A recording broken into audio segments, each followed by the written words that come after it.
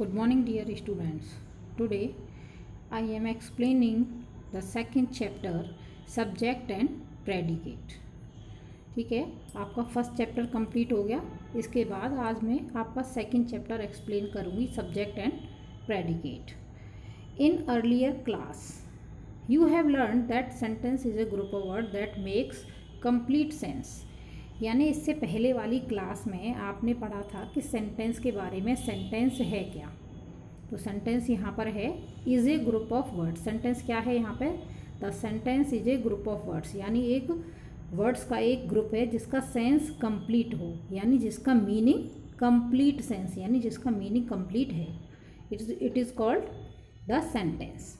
Next, read the sentences carefully. अब आपको subject और प्रेडिकेट समझने के लिए ये कुछ एग्जांपल्स दे रखे हैं यहाँ पर. ये सेंटेंस उन्हें रीड करना है. तो the first sentence, the grapes are very sweet. The grapes are very sweet, यानी ग्रेप्स कैसे हैं? बहुत ही ज़्यादा मीठे हैं. इट मीन्स हियर, अब the grapes here grapes, the grapes is here subject. क्या है यह? द ग्रेप्स है यहाँ पर सब्जेक्ट है. आर वेरी स्वीट, ये आपका यहाँ से हो गया आगे इसका प्रेडिकेट, यानी कैसे हैं, ग्रेप्स कैसे हैं, वेरी स्वीट. तो ये हो गया प्रेडिकेट और पहले आपका हो गया द ग्रेप्स हैं subject. Next sentence, Rakesh goes to market, यानी राकेश कहाँ जाता है? मार्केट. तो अगर हम ये क्वेश्चन पुटअप करते हैं कि who go to market, persons के लिए हु वाला अगर क्वेश्चन अटेम्प्ट करते हैं तो उसका आंसर जो आता है वही होता है आपका सब्जेक्ट. जैसे इसमें हमने किया the grapes are very sweet, तो विच आर वेरी स्वीट, क्या है बहुत ज़्यादा मीठा, क्या है? आंसर आएगा द ग्रेप्स, यानी जो आंसर आएगा वही आपका सब्जेक्ट है. इसमें है who goes to market, market कौन जाता है? आंसर में आएगा राकेश. यानी जो आप क्वेश्चन करोगे नॉन लिविंग के लिए करोगे आप विच लगा के, और लिविंग है या पर्सन है तो उसके लिए हु लगाया. हमने क्वेश्चन किया कि who go to market, goes to market, कौन जाता है? राकेश. आंसर आ गया. क्योंकि ग्रेप्स जो है नॉन लिविंग है तो उसके लिए विच आर वेरी स्वीट, क्या बहुत ज़्यादा मीठा है? आंसर आया द ग्रेप्स. यानी आंसर में जो आता है क्वेश्चन करने पर वो आपका होता है subject. Clear? Next, the second sentence is about Rakesh and it is convey that he goes to market. यानी सेकेंड सेंटेंस में राकेश जाता है मार्केट, उसको बताया गया है, तो राकेश हो गया subject. The first sentence is about grapes. पहला सेंटेंस किसके बारे में है? ग्रेप्स के बारे में. और दूसरा था आपका राकेश के बारे में. And it conveys that they are very sweet. This shows that when we make a sentence, से क्या पता चलता है? जब हम एक सेंटेंस बनाते हैं, वी नेम अ पर्सन और थिंग. सबसे पहले उसमें क्या यूज़ करते हैं? एक पर्सन का नाम या किसी थिंग का, यानी किसी चीज़ का नाम. एंड से समथिंग अबाउट द पर्सन, और हम उसके बारे में कुछ कहते हैं. जैसे ग्रेप्स के बारे में कहा कि वो स्वीट है, राकेश के बारे में बोला कि वो मार्केट जाता है. तो इस तरह से जब पर्सन या थिंग के बारे में जब हम कुछ बोलते हैं, it means it is the subject. Next, the part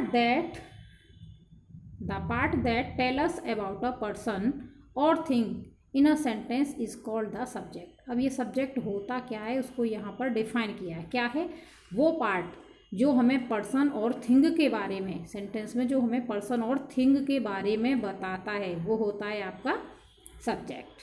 next, the part that tells something about the subject is called the predicate. और नेक्स्ट है इसमें the part that tells something, जो हमें कुछ किसके बारे में बताता है? Subject is called the pred. Subject के बारे में कुछ बता रहा है, समथिंग यानी समथिंग अबाउट, कुछ बताता है, तो उसको बोलते हैं आप predicate. Next is here, do you know. The subject can be a word और a group of words. Subject क्या होता है? सब्जेक्ट क्या होता है? Subject can be a word. The subject can be a word और a group of word. Subject क्या हो सकता है? एक वर्ड भी हो सकता है या फिर वो एक ग्रुप भी हो सकता है, वर्ड्स का एक ग्रुप भी हो सकता है. The predicate contains a verb. Predicate के साथ क्या होता है? एक वर्ब भी होती है. The predicate can be a word, और ये भी एक हो सकता है या फिर ज़्यादा भी हो सकता है. तो फॉर एग्जाम्पल, अब एग्जाम्पल से आपको एक्सप्लेन करेंगे. The tiger is the king of jungle. The tiger is the king of jungle. Here the word written in the bold part is the subject, यानी द टाइगर क्या है यहाँ, subject है, and the rest of the sentence is, और उसके बाद वाला part क्या है, is the king of jungle, predicate. Here can some more examples, अब कुछ और एग्जाम्पल्स दे रखे हैं जिसको आप रीड करके अच्छे से समझ सकते हो कि क्या सब्जेक्ट है और प्रेडिकेट क्या है इसमें। तो इसमें subject he will go to market today, अब ही यहाँ सब्जेक्ट दे रखा है ही, और यहाँ प्रेडिकेट ये पार्ट है। The big white dog subject, caught the thief predicate, the poor subject, must be taken care of predicate.